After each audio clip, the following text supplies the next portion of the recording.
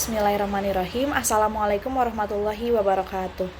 Sebelumnya, mohon izin kepada yang terhormat Bapak Edi Nur Cahyadi, SEMSI, selaku dosen pengampu mata kuliah Perilaku Konsumen, dan teman-teman yang saya banggakan.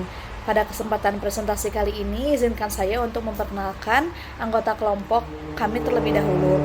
Untuk yang pertama yaitu ada Muhammad Faisal Afandi, kemudian ada Sarah Melani, kemudian ada Satrio Asfa Prabawa, kemudian ada Latasya Putri Widianti, dan yang terakhir ada Muhammad Holil.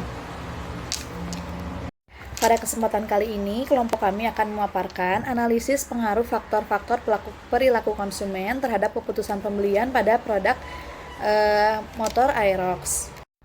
Nah, jadi pada kesempatan kali ini saya akan memaparkan motivasi menurut teori kebutuhan Maslow. Nah, teori kebutuhan Maslow ini itu ada 5 tingkatan. Yang pertama ada si kebutuhan fisiologis, yaitu kebutuhan dasar. Nah, konsumen membeli Yamaha Aerox ini karena membutuhkan kendaraan untuk beraktivitas sehari-hari dengan nyaman dan efisien. Kemudian untuk tingkatan yang kedua yaitu ada safety needs, yaitu kebutuhan keamanan. Nah, kenapa Aerox dipilih? Karena Aerox ini memiliki fitur rem ABS dengan sistem smart key yang memberikan rasa aman saat berkendara. Kemudian yang ketiga yaitu ada social needs atau kebutuhan sosial. Pengguna Aerox ini merasa lebih mudah diterima dengan tampil keren di lingkungan pergaulan anak muda. Nah, untuk self esteem atau kebutuhan penghargaan, pengguna atau pengguna motor Aerox ini memiliki rasa bangga dan meningkatkan kepercayaan diri karena desainnya yang sporty dan berkelas. Kemudian untuk self aktualisasi atau kebutuhan aktualisasi diri, pengguna Aerox dapat mengekspresikan gaya hidup aktif dan jati diri melalui modifikasi dan pilihan warna motor. Nah, kita masuk ke kepribadian dan gaya hidup. Yang pertama tuh konsumen berkepribadian ekstrovert, energik, kompetitif, dan suka kebebasan juga. Terus memiliki kepribadian yang kepercayaan diri tinggi juga, tidak ingin tampil biasa juga tentunya. Terus untuk di gaya hidupnya tuh dia lebih ke modern, korban aktif di komunitas dan suka touring dan nongkrong. Nah, untuk di kota-kota besar ini ya, terutama untuk di Gen Aerox Alpha ini sebenarnya cukup kurang ya karena mereka tuh masih terbilang produksinya tuh baru juga ya. Tapi kalau kita lihat ke belakangan untuk di series yang Aerox itu untuk di kota-kota besar tuh sangat-sangat berkembang ya. Ya, jadi artinya tuh Yamaha tuh sangat sukses untuk menciptakan series ini ya untuk di kelas 155 gitu. Nah, kita masuk ke persepsi konsumennya. Jadi di persepsinya tuh terbentuk dari desain, performa, dan komunikasi visual. Nah, si Aerox ini tuh di Aerox Alpha ini dianggap motor matic, kelas sport, desain tajam dan maskulin. Nah, untuk di kelas 155 itu emang untuk di motor matic ya. Aerox tuh dari series yang all, yang new, dan yang terbaru itu di Alpha tuh emang untuk di golongan 155 tuh cukup terbaik ya. Jadi secara tidak langsung itu Yamaha tuh dengan branding citranya tuh berhasil kayak di asosiasi emosionalnya antara produk dan penggunanya gitu. Apalagi di segi desainnya di Aerox Alpha tuh untuk motor-motor kelas sekarang ya terbilang sangat mewah juga gitu. Selanjutnya ke proses belajar konsumen. Konsumen belajar dari pengalaman langsung seperti test ride atau meminjam motor temannya sendiri dan dari review-review channel YouTube otomotif seperti Den Dimas.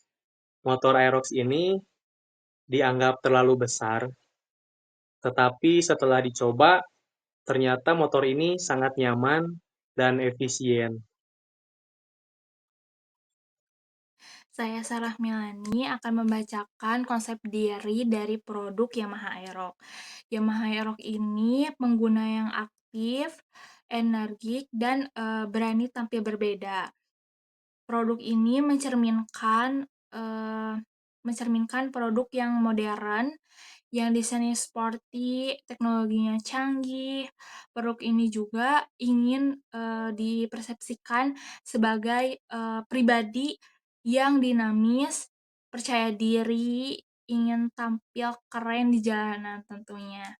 Seperti mahasiswa, anak-anak muda yang ingin, membelinya dan yang menyukai, motor, sporty seperti, suka memodif-modif motornya. Tetapi, ma di Aerox ini banyak, sekali keunggulannya seperti, fitur-fitur yang canggih, sekarang Yamaha Aerox juga mengeluarkan, produk yang baru, banyak fiturnya yaitu Aerox Turbo sehingga eee, mahasiswa ini atau konsumennya ingin, bertampil berbeda karena memiliki, fitur-fitur yang sangat canggih. Konsumen terhadap Aerox sangat dipengaruhi oleh pengalaman positif serta asosiasi emosional. Konsumen menilai Aerox lebih unggul dalam desain dan performa, namun sebagian masih mengeluhkan suspensinya yang terasa agak keras. Secara umum, sikapnya tetap positif karena manfaat dan simbol yang ditawarkan lebih besar daripada kekurangan yang terasa kecil. Konsumen juga memiliki sifat afektif, yaitu perasaan bangga saat mengendarai Aerox, dan juga kognitif, di mana keyakinan bahwa Aerox lebih unggul dalam hal performa. Hal ini sesuai dengan model ABC Attitude, yaitu Affect Behavior Cognition dalam teori perilaku konsumen. Bukti pendukungnya salah satunya ialah survei di forum otomotif seperti Kaskus dan Facebook Aerox Lovers menunjukkan lebih dari 80% pengguna puas dan akan merekomendasikan Aerox ke teman-temannya. Kesimpulannya, Yamaha dapat menunjukkan hubungan yang jelas antar faktor-faktor psikologis dan perilaku konsumennya.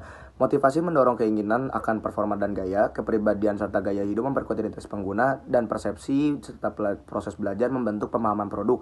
Sementara konsep diri dan sikap menciptakan loyalitas emosional. Dengan demikian, Aerox bukan hanya kendaraan, tapi bagian dari ekspresi diri dan gaya hidup masyarakat modern. Terima kasih. Mohon maaf jika ada salah kata dari kelompok kami. Wassalamualaikum warahmatullahi wabarakatuh.